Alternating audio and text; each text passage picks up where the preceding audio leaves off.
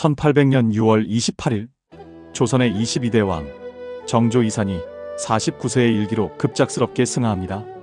그날 밤 한 남자가 땅을 치며 통곡합니다. 그의 나이 39. 세상은 그를 천재라 불렀지만 그날 그는 길을 잃은 어린아이에 불과했습니다. 바로 정약용입니다. 자신을 알아봐준 유일한 눈, 자신을 향해 날아오는 화살을 막아주던 거대한 방패. 정약용에게 정조는 왕이기 이전에 자신의 꿈을 실현해주던 하늘이었습니다. 그는 그날의 절망을 자신의 문집 여유당전서에 이렇게 남겼습니다. 나는 이제 누구를 의지하여 살아갈 것인가? 저 아득한 하늘에서 해가 떨어져 버렸으니 오늘 우리는 역사상 가장 아름답고도 치열했던 두 남자의 우정, 정조와 정약용의 이야기를 그들이 남긴 기록을 통해 따라가 보려 합니다. 두 사람의 인연은 정약용이 22세였던 1783년 겨울 성균관 유생 시절로 거슬러 올라갑니다. 어느 날 정조는 성균관 유생들에게 당시 왕이 아니면 구경조차 힘든 귀한 과일, 제주도 감귤을 내리며 시짓기 시험을 엽니다. 수많은 인재들 사이에서 정조의 눈을 사로잡은 답안지는 단연 정약용의 것이었습니다. 정조는 그의 시를 보고 파격적인 하사품을 내립니다. 합격자들에게 나누어 주려던 귤을 정약용에게 몽땅 몰아준 것입니다. 홍제전서의 기록. 경의 문장은 타의 추종을 불허한다. 내일을 가상히 여겨 특별히 상을 내리노라. 노란 감귤 한 알음. 그것은 단순한 과일이 아니라 내가 너를 지켜보고 있다는 왕의 설레는 프로포즈였습니다. 이때부터 정조에게 정약용은 눈에 넣어도 아프지 않을 인재였고 정약용은 정조를 위해 자신의 모든 재능을 바치기로 결심합니다. 정조는 훗날 이렇게 고백하기도 했습니다. 사람들은 나를 엄하고 까다로운 임금이라 하지만 나는 너에게만은 유독 마음이 약해지는구나. 두 사람의 호흡이 절정에 달한 것은 바로 조선의 새로운 꿈, 수원 화성 축조 때였습니다. 정조는 아버지 사도세자의 묘를 옮기고 개혁 도시를 꿈꿨지만 막대한 비용과 10년이라는 긴 공사 기간이 발목을 잡았습니다. 정조는 고민 끝에 자신의 서재에서 책 한 권을 꺼내 정약용에게 건넸습니다. 중국의 기술 서적인 기기도설이었습니다. 약용아, 내가 이 책을 연구하여 우리 실정에 맞는 새로운 기계를 한번 만들어 보거라. 왕의 믿음에 정약용은 천재성으로 화답했습니다. 그는 무거운 돌을 손쉽게 들어 올리는 거중기를 발명했고 한강을 건너는 배다리를 설계했습니다. 그 결과 10년이 걸릴 것이라던 공사는 불과 2년 9개월 만에 끝났습니다. 정조는 완성된 화성을 보며 어린아이처럼 기뻐하며 정약용을 칭찬했습니다. 기뻐하는 정조의 모습은 정조실록에 잘 남아 있습니다. 다산의 제주가 아니었다면 이 성을 어찌 쌓았겠는가. 하늘이 나를 위해 다산을 내려주었도다. 그들은 단순히 명령하고 복종하는 군신 관계가 아니었습니다. 같은 곳을 바라보는 동지이자 서로의 꿈을 현실로 만들어주는 완벽한 파트너였습니다. 하지만 빛이 강할수록 그림자는 짙어지는 법. 정조의 총애를 독차지한 정약용은 노론 세력의 공공의 적이 되었습니다. 노론 세력은 정약용이 천주교 신자라는 점을 집요하게 물고 늘어졌습니다. 정약용을 죽여야 한다는 상소가 매일같이 정조의 책상 위에 쌓였습니다. 왕으로서도 도저히 감싸줄 수 없는 일이었습니다. 하지만 정조는 정약용을 택했습니다. 정조실록은 당시 정조의 필사적인 방어를 이렇게 기록합니다. 그가 서학에 관심을 둔 것은 젊은 날의 호기심일 뿐이다. 문장과 재주가 이토록 뛰어난 인재를 과거의 실수로 버릴 수는 없다.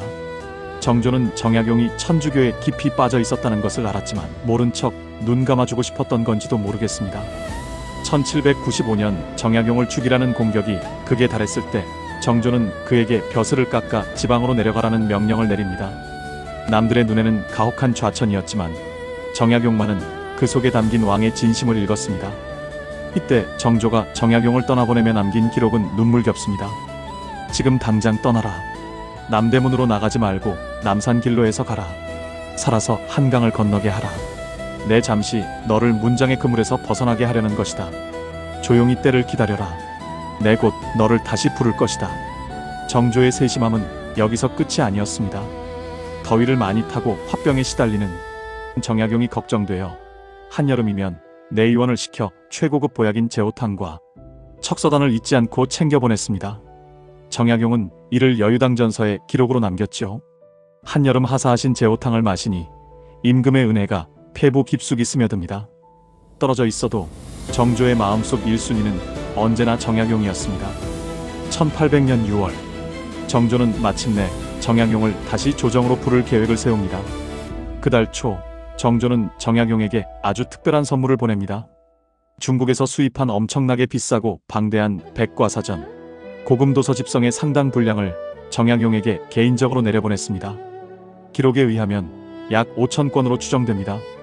규장각에 두어야 할 국가의 보물을 한 사람에게 맡긴 사실상 전례 없는 신뢰의 표시였습니다.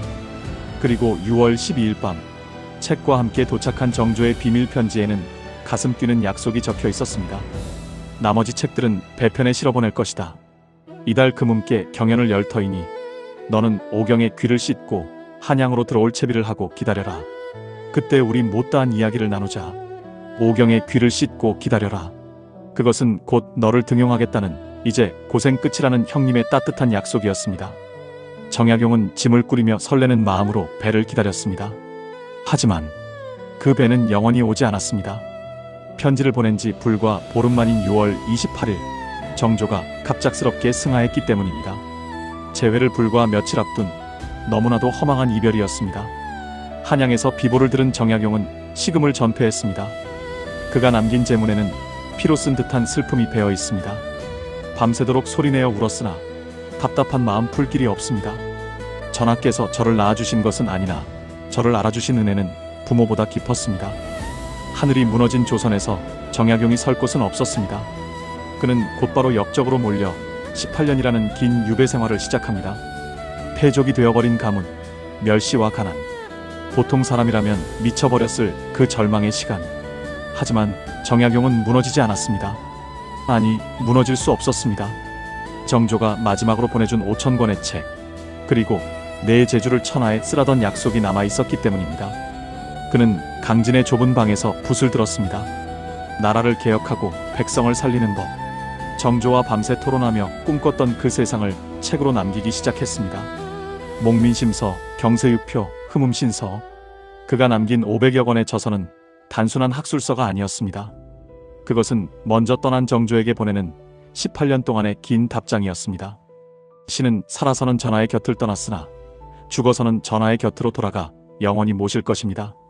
정조가 죽고 36년을 더 살았던 정약용, 그는 환갑이 되던 해 자신이 직접 쓴 묘지명, 자찬묘지명에 자신의 인생을 이렇게 정의했습니다. 정조의 직위 정약용, 자신의 재능을 알아봐준 단 한 사람을 위해 평생을 바친 신하, 그리고 그 신하를 지키기 위해 왕의 권위조차 내려놓고 살아서 한강을 건너라고 애원했던 군주. 정조와 정약용의 만남은 조선 역사상 가장 아름다운 행운이었고 그들의 이별은 가장 뼈아픈 비극이었습니다. 하지만 200년이 지난 지금도 우리는 알고 있습니다. 유배지 강진에 흔들리는 촛불 아래서 정약용은 매일 밤 정조를 만나고 있었다는 것을요. 어쩌면 그들은 왕과 신하가 아니라 시대를 앞서간 두 명의 동지였을지도 모릅니다. 그리고 오늘 우리가 읽는 정약용의 모든 글 속에는 아직도 한 사람을 향한 그리움이 흐릅니다. 배가 오기만을 하염없이 기다렸던 바로 그날 새벽처럼 말입니다.